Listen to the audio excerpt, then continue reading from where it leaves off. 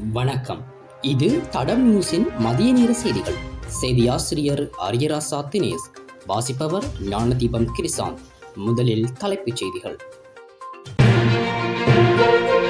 வடக்கில் கொட்டி தீர்க்க போகும் கனமழை, விடுக்கப்பட்டுள்ள கடும் எச்சரிக்கை. மக்களை அவதானம், தேங்காய் எண்ணெயில் நடக்கும் பாரிய மோசடி. யாழில் ஆலயத்திற்கு சென்ற இளைஞனுக்கு நேர்ந்த பரிதாபம். இலங்கைக்கு கடத்தவிருந்த 240 கிலோ கஞ்சா இந்தியாவில் பறிமுதல். கைவிடப்பட்டுள்ள அரச கட்டடங்களை பல்கலைக்கழக விடுதிகளாக பயன்படுத்த தீர்மானம். இனி தொடர்பான விரிவான செய்திகள். வடக்கு, வடமத்திய, ஊவா மற்றும் கிழக்கு மாகாணங்களில் அடுத்த சில நாட்களில் மாலை வேளையில் இடியுடன் கூடிய மழை பெய்யக்கூடிய சாத்தியம் இருப்பதாக தெரிவிக்கப்பட்டுள்ளது. குறித்த விடயத்தை வளிமண்டலவியல் திணைக்களம் இன்று வெளியிட்டுள்ள அறிக்கையில் குறிப்பிட்டுள்ளது. வடக்கு, வடமத்திய, மத்திய, ஊவா மற்றும் கிழக்கு மாகாணங்களின் பல இடங்களில் பிற்பகல் 1 மணிக்கு பின்னர் மழையோ அல்லது இடியுடன் கூடிய மழையோ பெய்யக்கூடிய சாத்தியம் காணப்படுவதாக தெரிவிக்கப்பட்டுள்ளது. அத்தோடு மேல் மற்றும் ஜப்ரகமுவ மாகாணங்களிலும் காலி மற்றும் மாத்தறை மாவட்டங்களிலும் சிறிதளவில் மழை பெய்யக்கூடிய வாய்ப்பு இருப்பதாக தெரிவிக்கப்பட்டுள்ளது.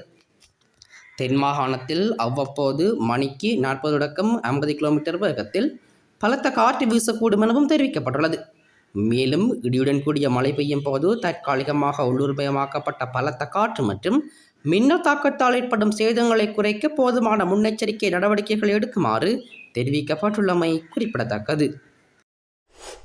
நுகர்வோர் தேங்காய் எண்ணெய் கொள்வனவு செய்யும் போது அவதானத்துடன் செயற்பட வேண்டும் என நுகர்வோர் அதிகார சபையின் தலைவர் ஹோமந்த சமரகோன் எச்சரித்துள்ளார். நுகர்வோர் அதிகார சபையின் காரியாலயத்தில் நேற்று நடைபெற்ற ஊடகவியலாளர் சந்திப்பின் போது மேற்கண்டவாறு குறிப்பிட்டுள்ளார். அங்கு அவர் மேலும் தெரிவித்ததாவது, உணவுக்கு பயன்படுத்தப்படும் தேங்காய் எண்ணெயில் ஏனைய எண்ணெய் வகைகள் கலக்கப்படுவதாக பல்வேறு தரப்பினர் குற்றம் சாட்டினர். இந்த விடயம் ஆராய்ந்து உரிய நடவடிக்கைகளை மேற்கொள்ளுமாறு ஜனாதிபதி செயலகம் மற்றும் உணவு பாதுகாப்பு அமைச்சு அறிவுறுத்தியது. இதற்கமைய 25 மாவட்டங்களிலும் சந்தைகளில் இருந்து எழுமாறாக 75 எண்ணெய் மாதிரிகளை பெற்றுக்கொண்டு அவற்றை ஆய்வு செய்தோம். இவற்றில் 70 மாதிரிகளின் பெறுபவர்கள் கிடைக்கப்பட்டுள்ளன.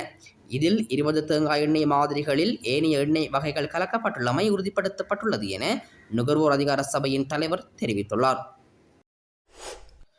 யாழில் பாம்பு கடிக்கு இலக்கான இளைஞர் ஒருவர் உயிரிழந்துள்ளார். புத்தூர் மேற்கு புத்தூர் பகுதியைச் சேர்ந்த 27 வயதுடைய செல்வச்சந்திரன் மிரோஜன் என்ற இளைஞரே இவ்வாறு உயிரிழந்துள்ளார். இச்சம்பவம் குறித்து மேலும் தெரிய வருகையில், குறித்த இளைஞர் நேற்றிரவு அயலில் உள்ள ஆலயத்தில் இசை நிகழ்வை பார்வையிடச் சென்றுள்ளார். இசை நிகழ்விற்கு சென்ற மகன் திரும்பி வராத காரணத்தால் தாயார் இன்று காலை 5 மணி அளவில் தேடிச் சென்றுள்ளார்.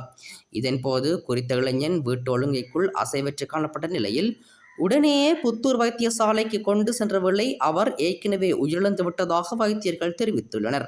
பின்னர் உடற்கூற்று பரிசோதனைகளுக்காக சடலம் யாழ்ப்பாணம் போதனா வைத்தியசாலைக்கு கொண்டு செல்லப்பட்டுள்ளது. சடலம் மீதான மரண விசாரணைகளை திடீர் மரண விசாரணை அதிகாரி நமசிவாயம் பிரேம்குமார் மேற்கொண்டுள்ளார். இதனைத் தொடர்ந்து பாம்பு தீண்டியதால் மரணம் சம்பவித்துள்ளதாக உடற்கூற்று பரிசோதனைகளில் தெரிய வந்துள்ளது. இலங்கைக்கு கடத்த சரக்கு வாகனத்தில் தக்காளி பட்டிகளுக்கு பின்புறம் 7 மூட்டைகளில் பதுக்கி வைத்துக் கொண்டு வரப்பட்ட 240 கிலோ கஞ்சா பறிமுதல் செய்யப்பட்டதோடு ஒருவர் கைது செய்யப்பட்டுள்ளார். நேற்று பேம்பார் கடற்கரை அருகே சந்தேகத்திற்கிடமான வாகனம் நின்று கொண்டதை பார்த்த போலீசார் விசாரணைகளை மேற்கொண்டனர். அப்போது முன்னுக்கு பின் முரணான தகவலை வாகன சாரதி கூறியுள்ளார். தொடர்ந்து மாவட்ட போதைப் பொருட்கள் கடத்தல் தடுப்பு நுண்ணறிவு பிரிவு மற்றும் போலீசாரும் சம்பவ இடத்திற்கு விரைந்து வந்தனர். பின்னர் வாகனத்தை சோதனையிட்ட போது வாகனத்தில் தக்காளி கூடைகளுக்கு பின்புறம் மூட்டை மூட்டையாக கஞ்சா இருப்பது தெரிய வந்தது. மேலும் 50 லட்சம் ரூபாய் மதிப்பிலான 240 கிலோ கஞ்சாவை போலீசார் பறிமுதல் செய்தனர். இதன் சர்வதேச மதிப்பு 1 கோடி ரூபாய் இருக்கும் எனவும் கூறப்படுகிறது. இது தொடர்பாக வாகன சாரதியிடம் விசாரணைகளை மேற்கொண்ட போது படகு மூலம் இலங்கைக்கு கடந்த முயன்றது தெரிய வந்தது. கைவிடப்பட்டுள்ள அரச கட்டடங்களை பல்கலைக்கழகங்களுக்கான விடுதிகளாக பயன்படுத்த தீர்மானிக்கப்பட்டுள்ளது.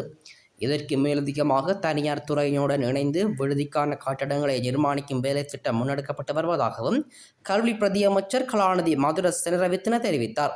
அரசாங்கத்தால் கைவிடப்பட்டுள்ள கட்டடங்களை அடையாளம் காணும் நடவடிக்கைகள் தற்போது முன்னெடுக்கப்பட்டு வருவதாக அவர் கூறினார்.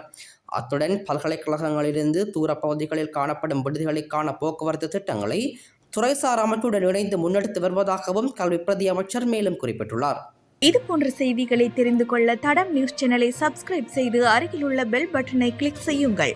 மேலும் இது போன்ற செய்திகளை உடனுக்குடன் தெரிந்து கொள்ள தடம் FM.com என்ற இணையதளத்தின் வாயிலாகவும் எங்களுடன் இணைந்து கொள்ளுங்கள்.